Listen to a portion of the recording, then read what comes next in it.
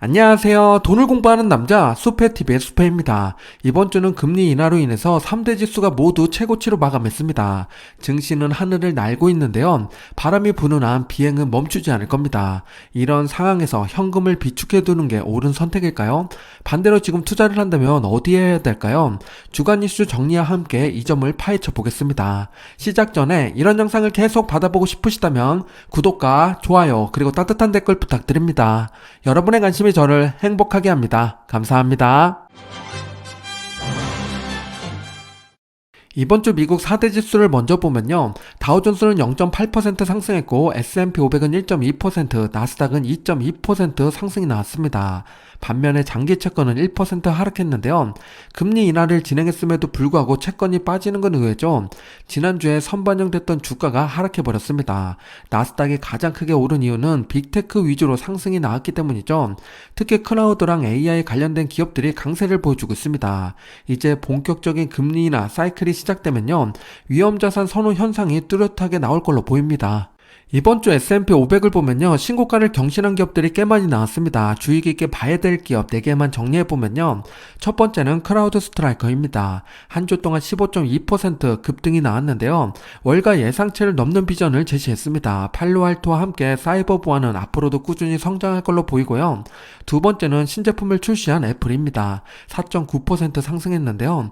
오픈 AI와 손잡고 챗 GPT 전용기기를 만들겠다고 합니다. AI에 뒤처진 애플인데요. 이번 기회에 만회할 수 있을지 지켜보겠습니다. 세 번째는 테슬라인데요. 지난주에 이어서 이번 주도 시원한 상승을 보여줬습니다. 7.6%나 올랐죠. 머스크가 테슬라 주식을 1조 4천억 원치 매수했다고 합니다. 역대 최대 규모라고 하는데요. 강한 자신감을 보여주고 있는 머스크입니다. 마지막 네 번째는 구글인데요. 이제 크롬에서 제미나이를 무료로 이용할 수 있게 됐습니다. 미국부터 시행된다고 하는데요. 플랫폼의 역할을 뺏기지 않기 위해서 구글이 피나는 노력을 하고 있습니다. 성능 또한 좋아서 시너지가 나고 있고요. 추가로 이번에 엔비디아가 인텔 지분을 인수했다고 발표했습니다. 엔비디아는 보합을 유지했는데 인텔은 22.8% 급등했습니다. 모든 것을 품으려는 엔비디아인데요. CPU까지 범위를 넓혀가고 있습니다. 이번 주 구글이 5.7% 상승하면서 시총 3조 달러를 돌파했는데요. 마소, 애플, 엔비디아 다음으로 네 번째 기업이 됐습니다. 차트를 보면 2016년부터 꾸준히 상승세를 보여왔는데요. 특히 2020년 이후 가속도가 붙었습니다. 빅테크 기업들의 시총이 점점 무거워지고 있죠. 재미난 사실은 다른 기업들도 함께 시총이 커지고 있다는 겁니다.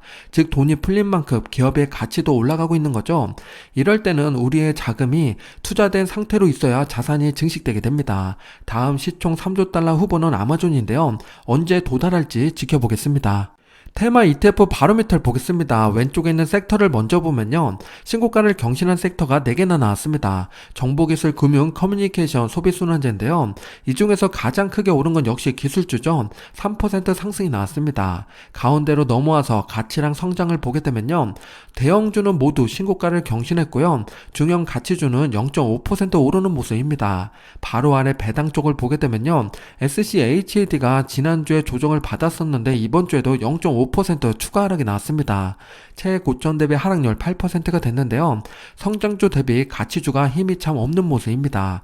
그래도 이번 주 금리 인하 강행했으니까 앞으로를 기대해 보겠습니다. 오른쪽에 성장 기업을 보게 되면요. 4개의 산업 모두 다 신고가를 경신했는데요. 성장 테마 중에서 제가 관심 있게 보고 있는 테마 4개를 추렸는데 모두 신고가를 경신하니까 뿌듯한 마음입니다. 다음으로 아래 혁신 ETF를 보면요. 원전 ETF는 신고가를 경신했고요. 로봇도 2.4% 상승하면서 좋은 모습을 보여주고 있습니다. 금리 인하 초기에는 성장주가, 후반부에는 가치주가 유리하다는 게 정설인데요. 가치주가 언제 오를지 계속 모니터링 해보겠습니다. 빅테크와 고배당주의 최고점 대비 하락률을 비교해 보겠습니다. 신고가를 경신한 기업은 구글과 AbbV이고요. 둘 다 지난주에 신고가를 경신했었는데 가는 놈이 더 가는 모습을 보여주고 있습니다. 빅테크 쪽에서는 애플과 넷플릭스는 4.4, 2.9% 오르면서 최고점 대비 하락률이 10% 이내로 들어왔습니다. 그동안 문제였던 테슬라를 보면요. 요즘 거침없이 오르고 있는데요. 이번 주 6.2% 오르면서 최고점 대비 하락률 12.8% 남았습니다. 마이너스 50%였던 게 엊그제 같은데 금방 치고 올라오고 있고요. 연말에 강한 테슬라 12월에 기대해 보겠습니다. 오른쪽 고배당주를 보게 되면요. 하락률이 큰 기업으로 알트리아가 있습니다. 2.6% 빠지면서 최애 고점 대비 하락률 5.4%까지 키워졌습니다. 알트리아는 잠깐 차트를 보겠습니다. 2020년부터 지금까지의 주가 차트를 보면요. 이번 주 조정을 받았다고 하지만요. 배당주 중에서는 예외적으로 선방한 기업입니다. 차트를 보면 꾸준히 상승을 보여주고 있죠. 특히 올해 들어서 가속도가 붙고 있는데요. 경기 방어적 성격이 강해서 불확실한 시기에 투자자들이 선호하는 종목입니다. 현재 배당률이 6.6%인데요. 알트리아 평균보다는 낮은 수준이지만 우량주 중에서는 고배당 기업으로 흔치 않은 기업입니다. 투자에 참고해 주시기 바랍니다. 주가와 환율을 함께 놓고 볼게요. S&P 500이 1.2% 상승했고 환율이 0.4% 올랐습니다. 합하면 1.6% 수익인 거죠. 이제부터 환율이 추가 상승 여력이 있는지가 관건인데요. 페드가 금리를 내리면 달러 약세로 전환될 가능성이 높습니다. 다만 트럼프 정책으로 인한 인플레이션 우려가 있어서 환율 방향성은 조금 더 지켜봐야겠고요. 현재 환율은 1390원 근처에서 움직이고 있습니다. 해외 종목 매매 현황을 보겠습니다. 왼쪽에 매수 탑10을 먼저 보면요. 1위는 오라클이 차지했습니다. 1467억 원의 순매수가 들어왔고요. 2위를 보면 테슬라가 있는데요. 1402억 원의 순매수가 들어왔습니다. 그런데 테슬라가 TSLA가 아니라 Q존, 하락에 베팅한 인버스 상품입니다. 테슬라는 최근 한 달 동안 30% 이상 급등이 나왔는데요. 그렇다 보니까 조정받을 거라고 생각한 투자자가 많아진 것 같습니다. 요즘은 가는 놈이 더 가는 추세인데요. 우리 구독자분들은 인버스에 투자하지 않으셨기를 바라봅니다. 오른쪽에 매도 탑10을 보면요. 지난주에 이어서 이번 주에도 SPY 매도가 많았고요. 그리고 바로 밑에 보면 VO도 있습니다. 왼쪽에 순매수에 두 종목이 없는 걸로 보니까 역시나 단기 거래가 많았다는 거죠. 꽤 큰 금액인데요. 상승장에 수익 실현하는 투자자가 늘어나고 있습니다. 순매수 1위를 차지한 오라클의 차트를 보면요. 오픈 AI가 3천억 달러를 투자하겠다고 발표했을 때 30% 이상 급등이 나왔었죠. 지금은 저점을 찾고 있는 시점입니다. 300달러 선에서 바닥이 형성되고 있는데요. 좋은 모습입니다. 이대로 굳혀지면 다음 레벨로 도약할 수 있는 기회가 되는데요. 과거 엔비디아를 보는 듯합니다. 엄청난 실적 전망 뒤에는 실제로 전망을 증명하면서 주가를 끌어올렸죠. 과연 오라클도 같은 길을 가게 될지 기대해 보겠습니다. 국내 상장된 해외 ETF의 매매 현황을 보겠습니다. 왼쪽에 매수 탑10을 보면요. S&P 500과 나스닥 100의 매수가 많죠. 다른 ETF로 보게 되면 차이나 전기차랑 반도체가 순위에 들어왔습니다. 중국도 요즘 반등을 시원하게 보여주고 있는데요. 매수세가 붙고 있는 모습입니다. 오른쪽에 매도 탑10을 보면요. 채권과 해치 상품 매도가 계속되고 있고요. 추가로 미국 기술주 매도가 있습니다. 시원한 상승을 보이자 수익 실현하는 사람들이 늘어나고 있습니다. 1954년부터 지금까지 기준금리 흐름을 보면요. 각종 경제 위기가 발생했을 때 강력한 금리 인하가 시작이 됐습니다. 그런데 지금은 양적 완화를 진행하면서 기준금리를 내리기 시작했는데요. 이렇다 보니까 장단기 금리차가 역전돼도 무탈하게 주식이 계속 오르는 시장이 펼쳐지고 있습니다. 희한한 상황인 거죠. 앞으로 기준금리가 추가 인하되면 어떻게 될까요? 우리의 자산을 지키기 위해서는 미리 준비해야 됩니다. 지금부터 하나씩 살펴볼게요. 현재 SGOV의 배당률이 4.36%인데요. 펩시의 배당률보다 높죠. 이렇다 보니까 초단기 채권에 자금이 몰릴 수밖에 없는 상황이 펼쳐지고 있습니다. 이번 9월 금리 인하를 포함해서 3번의 금리 인하가 진행되면 어떻게 될까요? 초단기 채권의 배당률은 3.61%가 되고요. 펩시의 배당률보다 더 내려가면서 매력도도 같이 감소하게 됩니다. 심지어 금리가 내려가니 기업은 적은 이자로 많은 돈을 빌릴 수 있게 되죠. 즉 투자를 공격적으로 할 수 있는 환경이 만들어지게 됩니다. 그럼 펩시를 비롯해서 재무구조가 건강한 기업들의 성장도 기대해 볼 수 있는 거죠. 배당금 플러스 알파로 주가 수익까지 기대해 볼 수 있는 겁니다. 과거 저금리 시대로 돌아가지 않더라도요.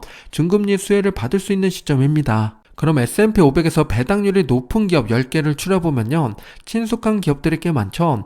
UPS, 펩시, 화이자, 알트리아, 버라이즌 등이 있습니다. 이 중에서 배당률이 가장 높은 기업은 LYB가 있는데요. 배당률이 10.2%나 됩니다.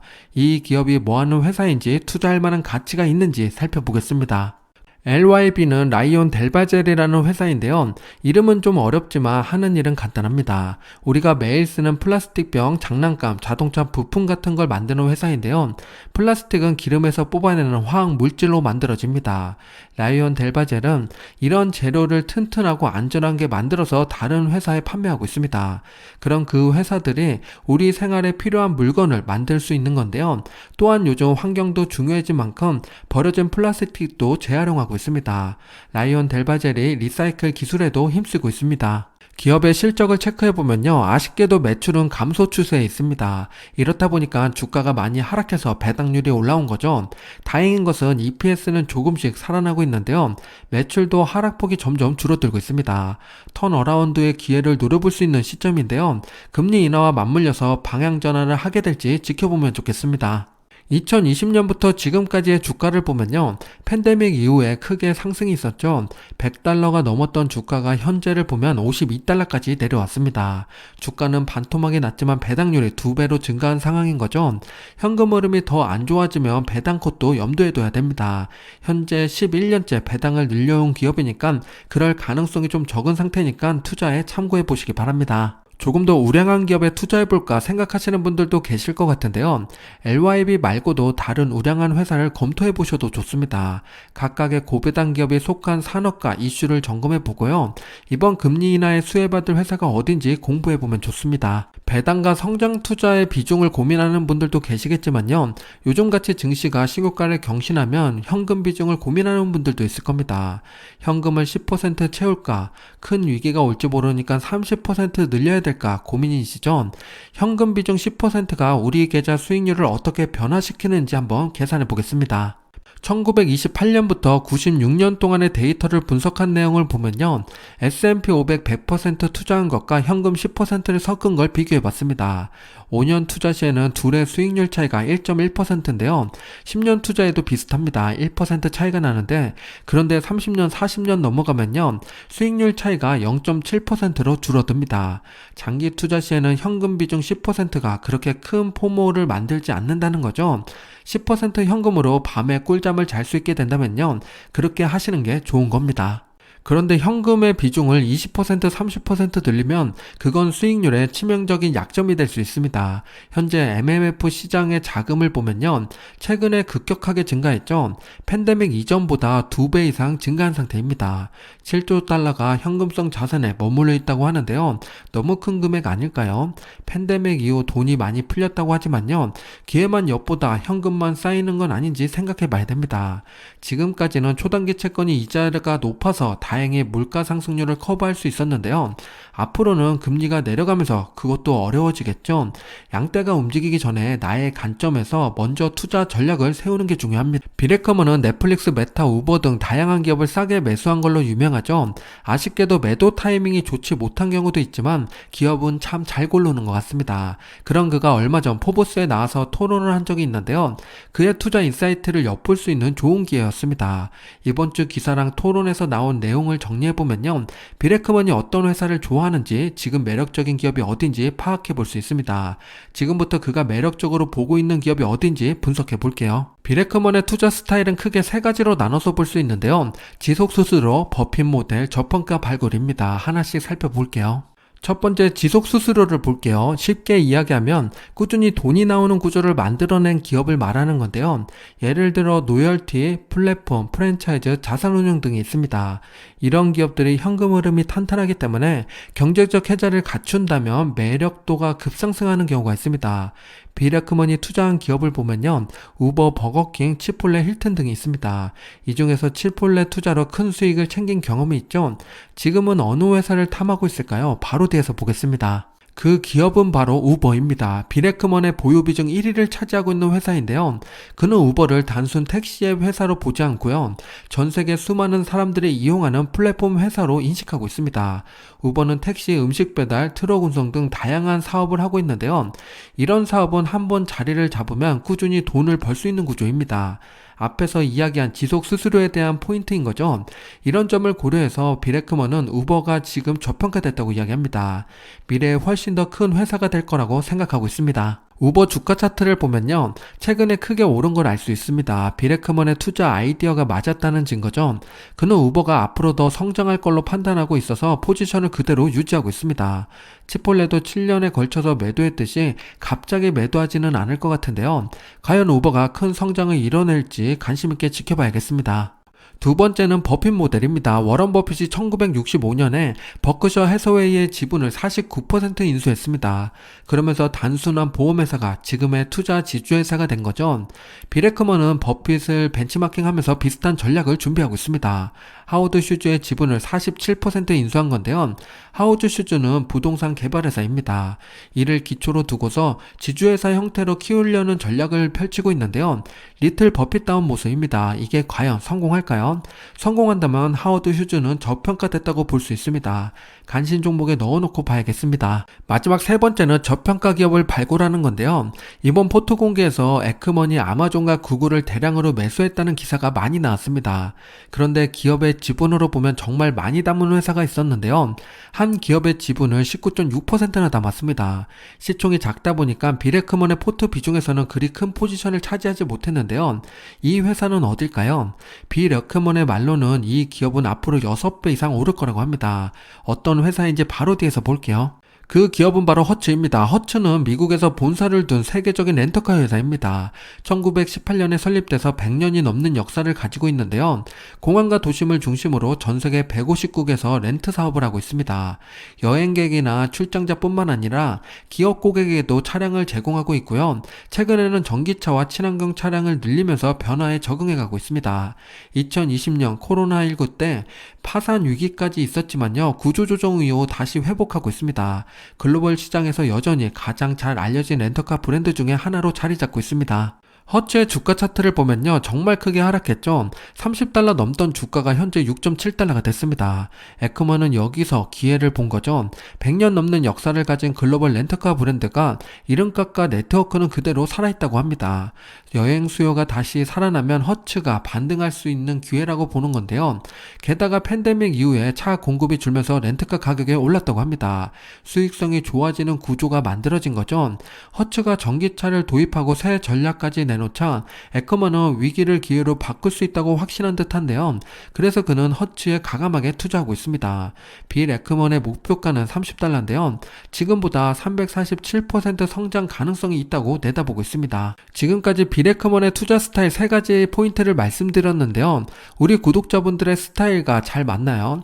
그럼 지난주에 상장한 빌 에크먼 ETF에 투자해보는 것도 좋은 방법이 됩니다. ACKY ETF인데요.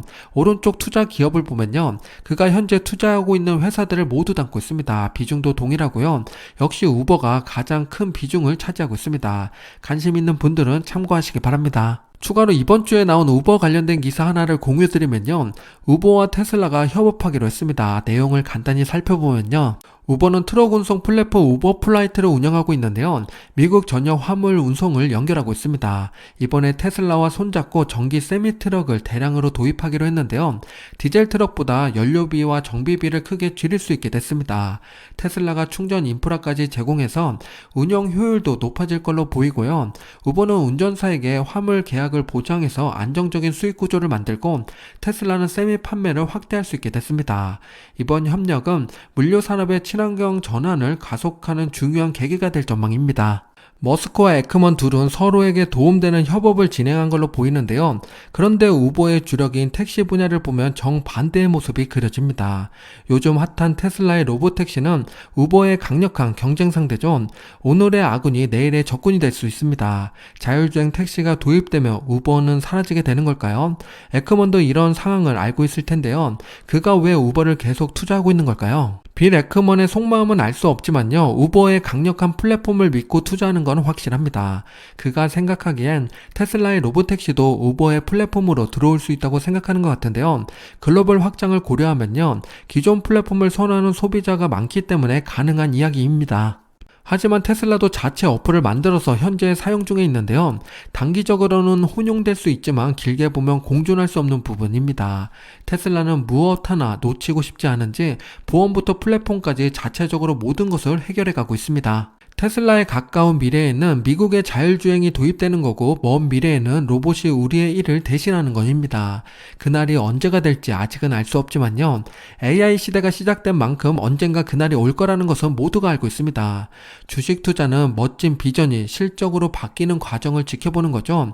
매주 모니터링하면서 발전하는 과정을 공유드리겠습니다. 구독과 알람 설정 해놓으시면 빠르게 받아보실 수 있습니다. 다음 주 배당 기업을 보겠습니다. 9월 22일부터 말일까지인데요. 램 리서치, 메드트로닉, US 뱅코프, 몬델리즈, 일리노이 툴릭스가 있습니다. 배당 투자자분들 참고하시기 바랍니다. 다음 주 주요 일정을 보면요. 실적 발표하는 기업으로 마이크론, 코스트코, 엑센추어가 있습니다. 그리고 26일에 개인 소비 지출이 발표되는데요. 금리 인하 기조가 계속될지 참고해 주시기 바랍니다. 마지막으로 비레크먼의 명언을 공유드리며 마무리 짓겠습니다. 좋은 기업은 시간이 지날수록 스스로 가치를 증명한다입니다. 내가 투자하고 있는 기업이 좋은 회사인지 고민해보는 시간을 가져봐야겠습니다. 지금까지 수페였습니다. 즐거운 주말 행복한 시간 보내세요.